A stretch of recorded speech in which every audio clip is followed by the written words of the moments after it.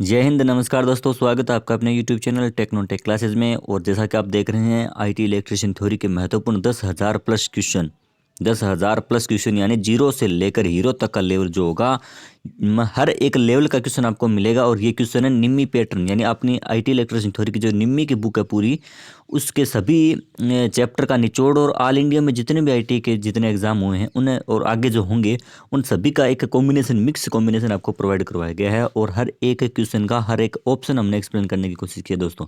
यानी इस वीडियो में 25 क्वेश्चन होते हैं और साथ में ऑप्शन है, जब एक्सप्लेन करते हैं तो क्वेश्चन की संख्या लगभग 100 के आसपास हो जाती है।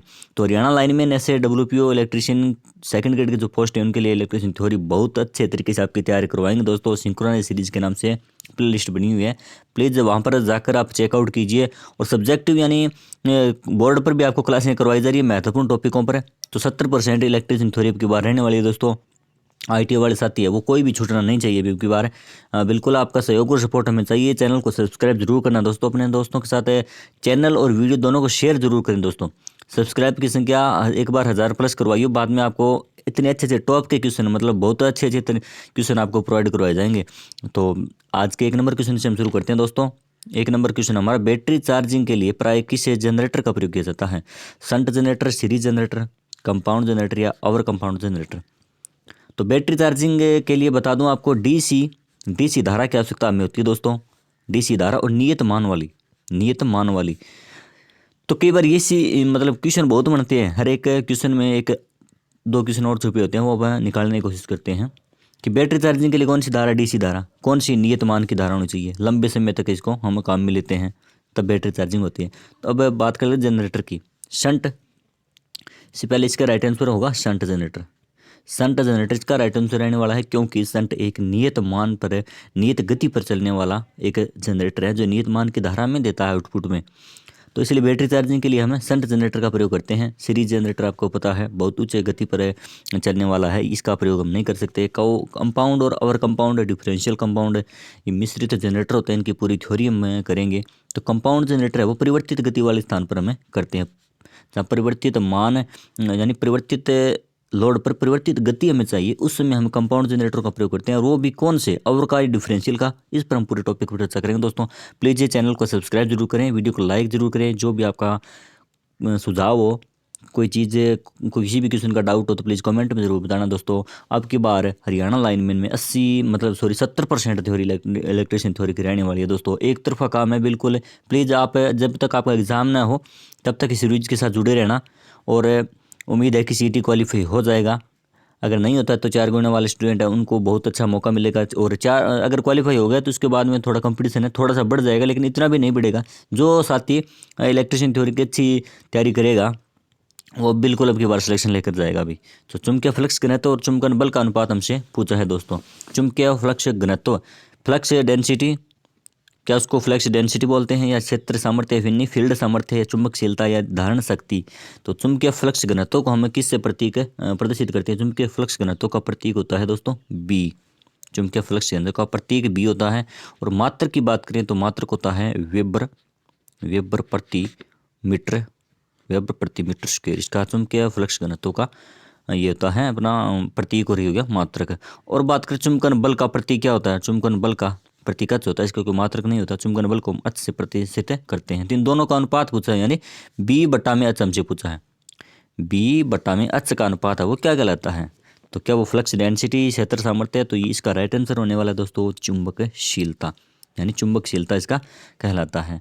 और बात करें धारणा शक्ति, ये तो चुंबकीय पदार्थ की एक उसको चुंबकत्व दान करने की क्षमता को हम धारणा शक्ति या रिटेंटिविटी इसको बोलते हैं। बहुत अच्छा टॉपिक, आगे हम क्लियर करेंगे धीरे धीरे। तो प्लीज़ दोस्तों वीडियो को पूरी देखना, चैनल को सब्सक्राइब जरूर करना। प्ले लिस्ट बनी हुई है सब्जेक्टिव ऑब्जेक्टिव दोनों प्रकार की इलेक्ट्रिशियन थ्योरी की, आप जाकर वहाँ पर विजिट जरूर करना, देखना। और अब बात करते हैं, किसी तार की लंबाई दुगुनी कर दी और कटाक क्षेत्रफल दुगुना कर दिया तो उसका प्रतिरोध परिवर्तन क्या होगा? क्या दुगुना हो जाएगा, या 4 गुना कम हो जाएगा, या कोई परिवर्तन नहीं होगा? एक बार क्वेश्चन थोड़ा दिखाई नहीं दिया दोस्तों। हाँ, अब पूरा क्वेश्चन दिखाई दे रहा है। किसी तार की लंबाई दुगुनी कर दी, बात कर लेते हैं उसका प्रतिरोध के बारे में हमसे पूछा है। अच्छा क्वेश्चन है, जितने भी क्वेश्चन बनते हैं हम पूरे एक्सप्लेन करेंगे धीरे धीरे, हर एक वीडियो में आपको प्रोवाइड करवाएंगे। आर समानुपाती एल बटा में ए, यानी प्रतिरोध लंबाई के तो क्या है? समानुपाती है। कटाक क्षेत्रफल की क्या है? विलोमानुपाती है। तो इससे एक सूत्र से हमारे 3 क्वेश्चन 3 प्रकार के लॉजिक क्लियर होते हैं। तो किसी तार की लंबाई दुगुनी कर दी यानी प्रतिरोध लंबाई दुगुनी कर दी, ठीक है। और कटाक्ष क्षेत्रफल भी क्या कर दिया, दुगुना कर दिया दोस्तों। तो प्रतिरोध क्या होगा आपको पता है, दो मतलब अगर कोई क्वेश्चन आपको नहीं लगे तो फॉर्मूले में रख कर देख लिया करो उसको।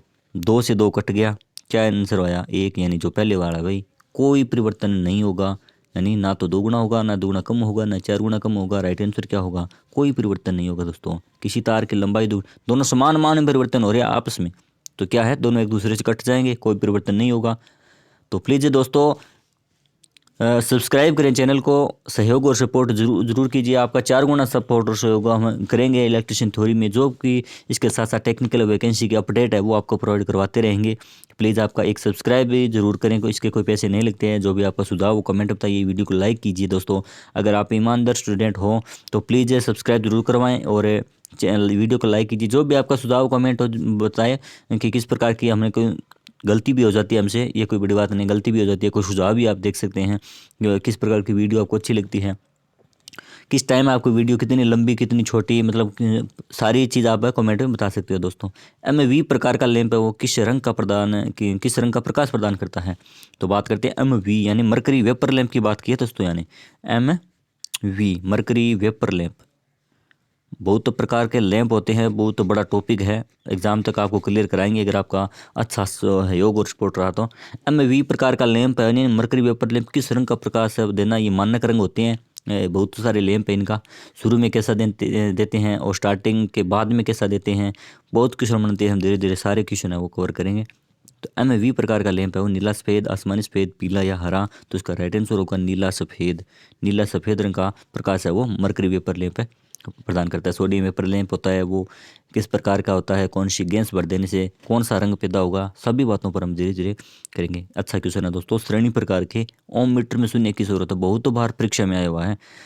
श्रेणी प्रकार के ओम मीटर में शून्य किस ओर होता है, पहले बात कर लेते हैं। जैसे एक होता है श्रेणी प्रकार का, एक होता है संट प्रकार का, एक होता है संट प्रकार का हो गया, एक होता है संट प्रकार का। श्रेणी और संट यानी संट का मतलब समांतर भी होता है।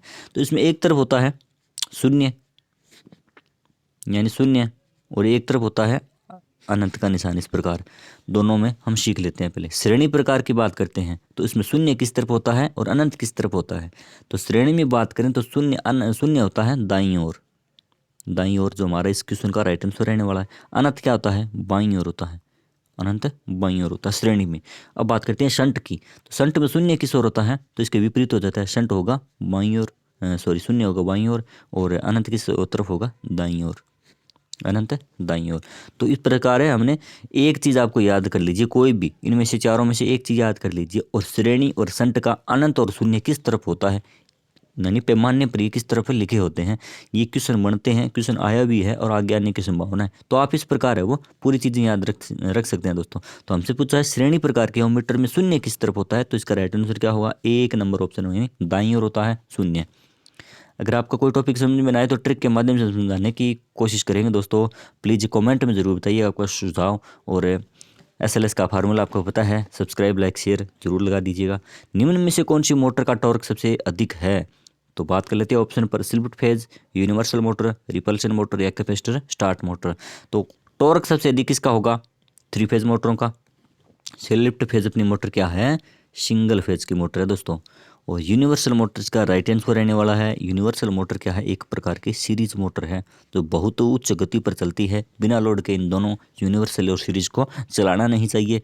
और रिपल्सन मोटर ये एक अलग प्रकार की मोटर है, इसकी कार्य सिद्धांत अलग है। कैपेसिटर स्टार्ट मोटर यानी स्टार्टिंग में उसका टॉर्क बढ़ाने के लिए कैपेसिटर का प्रयोग किया जाता है, उसके बाद में कैपेसिटर को बाहर कर दिया जाता है। ये इस टॉपिक पर हम आगे धीरे धीरे चर्चा करेंगे दोस्तों। इसका राइट आंसर क्या होगा, यूनिवर्सल मोटर का टॉर्क है वो सबसे अधिक होता है दोस्तों, लगभग 8.89 के लगभग होता है।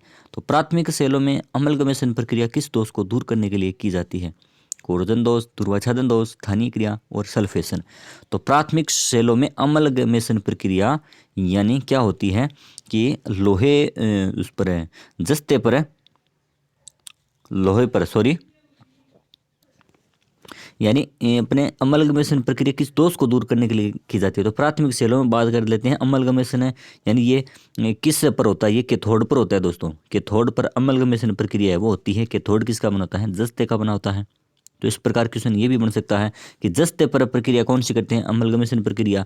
और यानी जस्ते पर पारे की परत चढ़ाई जाती है। जस्ते पर पारे की परत चढ़ाना क्या होता है, अमलगमेशन होता है।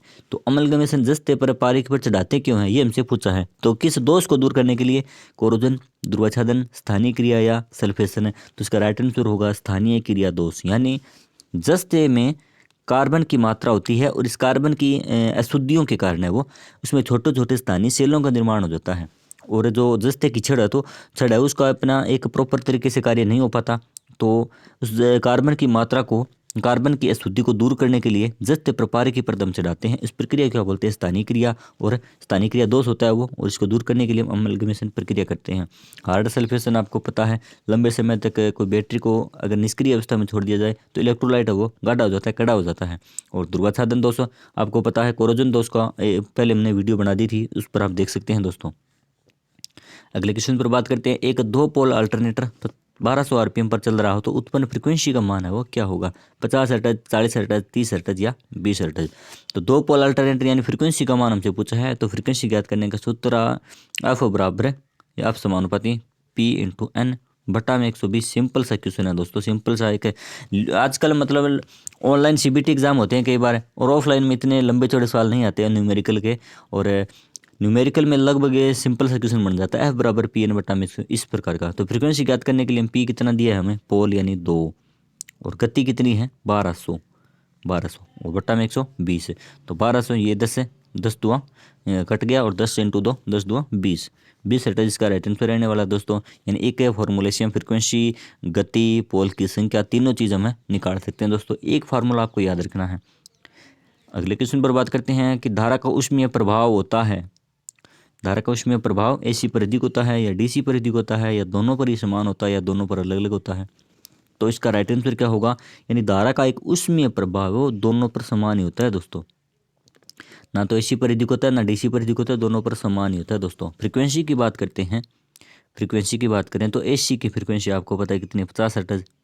और डीसी की फ्रीक्वेंसी कितनी होती है दोस्तों, जीरो होती है। इसी यही कारण है कि जब कोई ऐसी फ्रीक्वेंसी के मतलब झटका लगता है किसी को ऐसी धारा का, तो उसको बचने के चांस कितने होते हैं, 1 सेकंड में वो 50 बार छूटता है, 50 बार उसको पकड़ता है, यानी उसके चांस बढ़ जाते हैं 50 बार। और डीसी की फ्रीक्वेंसी नहीं होती, एक बार चिपक गया तो काम तमाम हो जाता है। इसी कारण है क्या, डीसी बहुत खतरनाक होती है एसी की अपेक्षा। डीसी का झटका बहुत तेज़ लगता है। डीसी अपने आप में एक अलग ही है दोस्तों। तो गति नियंत्रण की कौन सी विधि डीसी शंट मोटर प्रयोग की जाती है। गति नियंत्रण की बहुत सारी विधियाँ होती है मोटरों की। तो हम बात करेंगे, जैसे हर प्रकार की मोटरें सीरीज मोटर की होती है, और सिंगल फेज, 3 फेज, इन मोटरों गति नियंत्रण की पूरा एक बड़ा टॉपिक है। धीरे धीरे हम सारे क्वेश्चन करेंगे। तो गति नियंत्रण की शंट मोटर में प्रयोग है वो कौन सी विधि है, आर्मेचर नियंत्रण विधि, और सप्लाई वोल्टेज नियंत्रण विधि, या फील्ड टैपिंग या फील्ड डाइवर्टर विधि। तो प्लीज़ एक बार क्वेश्चन पूरी स्क्रीन पर, हाँ ठीक है अब हो गया सेट। तो गति नियंत्रण की शंट मोटर पर प्रयोग की जाने वाली आर्मेचर नियंत्रण, सप्लाई, फील्ड टैपिंग या फील्ड डाइवर्टर विधि है। डाइवर्टर यानी डाइवर्टर लिखा हुआ है दोस्तों। तो शंट मोटर पर गति नियंत्रण की प्रयोग की जाती है आर्मेचर नियंत्रण विधि। इसका राइट आंसर क्या होगा, आर्मेचर नियंत्रण। और फील्ड टैपिंग में गति क्या करते हैं, बढ़ाते हैं, गति बढ़ाते हैं। यानी फील्ड को जब हम छेड़ेंगे तो गति बढ़ेगी, आर्मेचर को छेड़ेंगे तो गति कम होगी, यानी गति नियंत्रण करना हमको। इस प्रकार इसका राइट आंसर क्या होगा, आर्मेचर नियंत्रण। अगले क्वेश्चन पर बात करते हैं। एक फ्लोरोसेंट ट्यूब में चौक जुड़ी होती है। फ्लोरोसेंट ट्यूब में चौक का अलग अलग, यानी परिपथ में लगी है या मतलब स्टार्टर में लगी है, ट्यूब के समांतर लगी है, अलग अलग इसके प्रयोग लगाते हैं। जहाँ पर इसका स्थान बदल जाता है तो उसका कार्य भी बदल जाता है। हमसे क्वेश्चन में पूछा गया है फ्लोरोसेंट ट्यूब में चौक कहाँ जुड़ी होती है, स्टार्टिंग के यानी स्टार्टर के समांतर में, सप्लाई की श्रेणी में, ट्यूब के समांतर में, या स्टार्टर के श्रेणी में। तो इसका राइट आंसर है क्या रहने वाला दोस्तों, सप्लाई के श्रेणी क्रम में। सप्लाई के श्रेणी क्रम में फ्लोरोसेंट ट्यूब में चौक जुड़ी होती है। एक होती है चौक और एक होती है कैपेसिटर। कैपेसिटर का और अपना अलग अलग कार्य सिद्धांत होता है दोस्तों। पूरा हम आगे टॉपिक में चर्चा करेंगे। इसका राइट आंसर होगा सप्लाई की श्रेणी क्रम में चौक जुड़ी जाती है। क्या होगा यदि एक 3 फेज इंडक्शन मोटर की सप्लाई फ्रीक्वेंसी में बढ़ोतरी हो जाए, यानी क्या होगा 3 फेज इंडक्शन मोटर की सप्लाई फ्रीक्वेंसी में अचानक वृद्धि हो जाए तो मोटर रुक जाएगी, या दक्षता बढ़ जाएगी, या टॉर्क बढ़ जाएगा, या गति बढ़ जाएगी। तो इसका राइट आंसर क्या होगा दोस्तों? गति बढ़ जाएगी दोस्तों। यानी 4 नंबर ऑप्शन अपना सही होगा। जो नीचे रह गया दिखाई नहीं दे रहा, थोड़ा सा क्वेश्चन जूम इन कर देते हैं।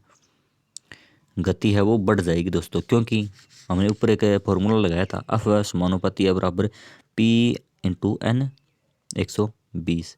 यानी फ्रीक्वेंसी इसके हिसाब से देख लीजिए गति की क्या है, समानुपात में है, तो फ्रीक्वेंसी में बढ़ोतरी हुई तो गति भी क्या होगी? बढ़ेगी। इसका राइट आंसर क्या होगा? गति बढ़ेगी। अगले क्वेश्चन पर बात कर लेते हैं। सभी मापक यंत्र एसी का कौन सा मान है वो बताते हैं या मापते हैं? क्या वो अधिकतम माप बताते हैं, प्रभावी मान, औसत मान, या शिखर मान? तो मापक यंत्र क्या होते हैं?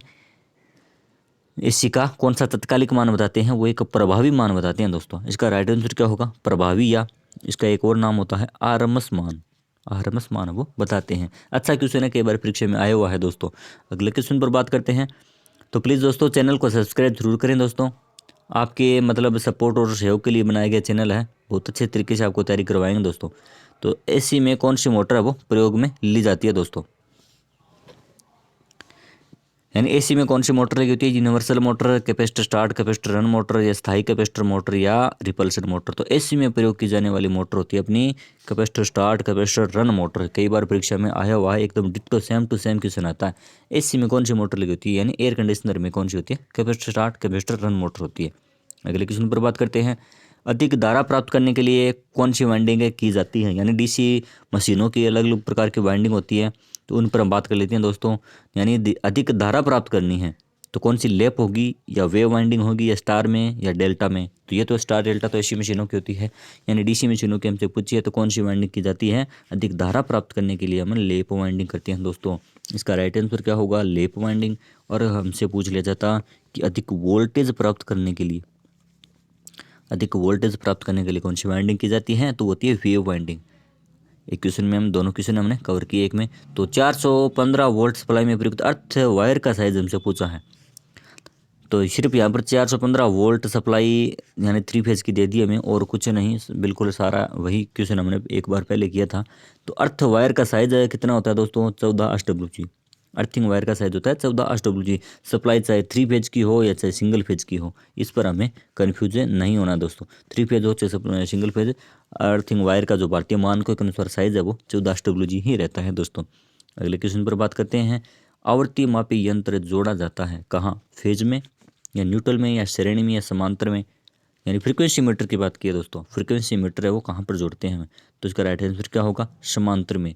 यानी कई बार एक क्वेश्चन है वो इस प्रकार पूछ लिया जाता है कि वोल्ट मीटर के समान जुड़ने वाला कौन सा मीटर होता है? तो वोल्ट मीटर के जैसे समांतर में जुड़ता है, तो यही फ्रीक्वेंसी मीटर भी क्या है? समांतर में जुड़ता है। और अगले क्वेश्चन पर बात कर लेते हैं कि अल्टरनेटर जो स्टीम टरबाइन से चलाया जाता है, यानी भाप वाला, जो उत्पादन केंद्रों पर अल्टरनेटर लगा होता है, बहुत तो बड़ी क्षमता के जो उत्पादन अल्टरनेटर होते हैं, उनकी बात हम यहाँ पर की गई है दोस्तों। तो अल्टरनेटर जो स्टीम टरबाइन से चलाया जाता है उसे क्या बोलते हैं? टर्बो अल्टरनेटर, या हाइड्रो अल्टरनेटर, या स्टीम जनरेटर, या सभी? तो यहाँ पर स्टीम नाम देकर आप ये मत कर देना दोस्तों, स्टीम जनरेटर ये नहीं होने वाला। यहाँ पर ऑप्शन होगा यहाँ पर टर्बो अल्टरनेटर। राइट आंसर क्या होगा? टर्बो अल्टरनेटर इसको बोलते हैं। हाइड्रो यानी जल विद्युत पावर प्लांट होते हैं, जहाँ पर जो बांध बनाकर जल बनाई जाती है, वहाँ पर हाइड्रो अल्टरनेटर होते हैं। लेकिन इसका राइट आंसर क्या होगा? टर्बो अल्टरनेटर होगा दोस्तों। अगले क्वेश्चन पर बात करते हैं कि ऑटो ट्रांसफार्मर व अन्य साधारण ट्रांसफार्मर में मुख्य अंतर क्या है? तो कोर का है, या शीतलन प्रणाली का है, या लोह हानियों का है, या कार्य सिद्धांत का इनमें अंतर है? बात कर लेते हैं दोस्तों। तो बात कर लेते हैं इनके ऑप्शन पर। ऑटो ट्रांसफार्मर और अन्य साधारण ट्रांसफार्मर में कोर का अंतर होता है, या शीतलन प्रणाली का?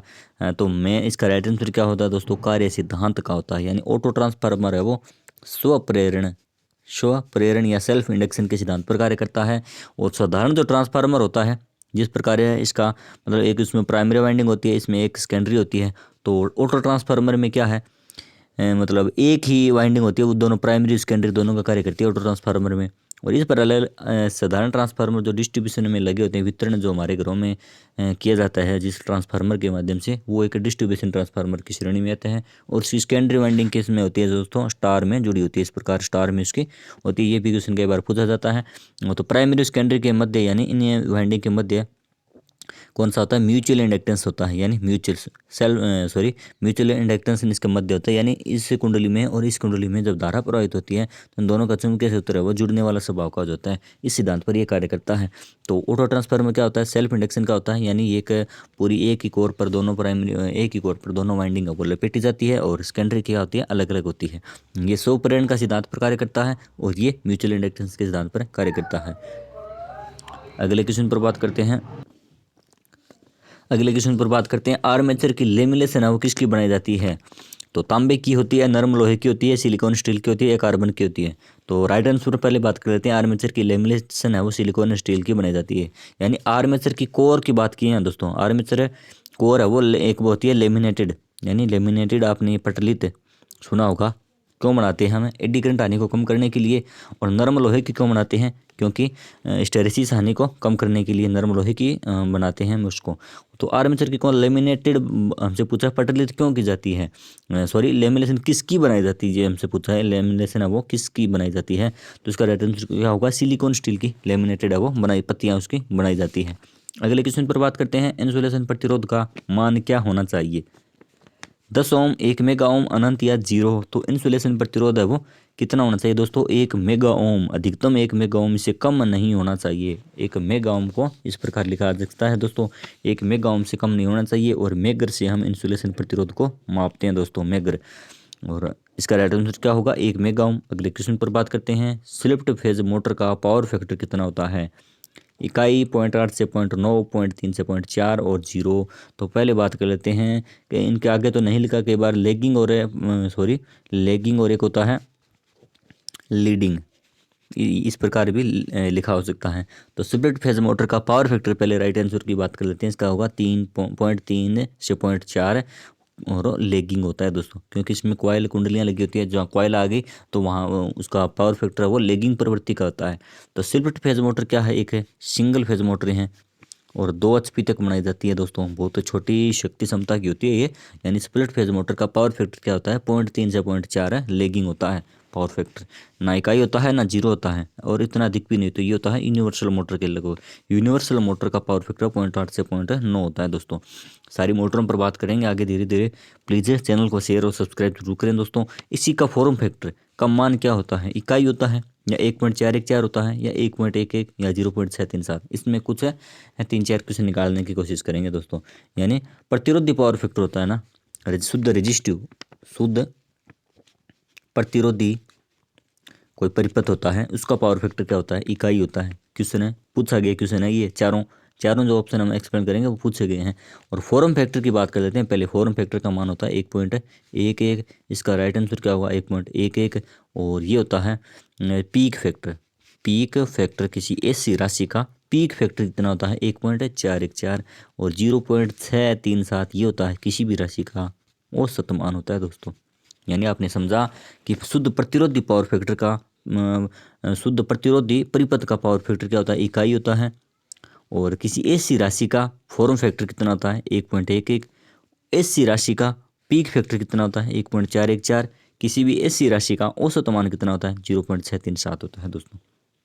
और आरएमएस मान भी लगते ही हमें जान लेते हैं 0.707 होता है, यह आरएमएस मान होता है। अगले क्वेश्चन पर बात करते हैं, ऐसी परिपथों का वह गुण जो धारामान में होने वाले परिवर्तनों का विरोध करता है क्या कहलाता है, इंडक्टेंस या कैपेसिटेंस या इंडक्टिव रिएक्टेंस या कैपेसिटिव रिएक्टेंस। तो इसका राइट आंसर क्या होगा दोस्तों, धारामान में परिवर्तनों का गुण क्या कहलाता है, ये होता है धारामान वाला इंडक्टेंस। और वोल्टेज मान में परिवर्तनों वाला कैपेसिटेंस होता है। वोल्टेज मान परिवर्तन वाला क्या कहलाता है, कैपेसिटेंस से कहलाता है दोस्तों। तो 25 क्वेश्चन हमारे पूरे हो गए दोस्तों। प्लीज़ इस सिंक्रोनाइज सीरीज़ को अपना ज्वाइन जरूर करना दोस्तों, क्योंकि बहुत 10,000 प्लस क्वेश्चन आपको यहाँ पर करवाए जाएंगे। निम्मी पैटर्न और आर इंडिया के जितने भी प्रीवियस ईयर जो तैयार किए गए हैं, प्लीज़ इसे प्ले लिस्ट बनी हुई है इस नाम से, सिंक्रोनाइज सीरीज़ के नाम से, पीछे की सारी वीडियो आप जरूर जाकर देखें। चैनल को शेयर सब्सक्राइब करें। आज के लिए इतना ही, मिलते हैं अगली वीडियो में। धन्यवाद, आपका दिन शुभ हो।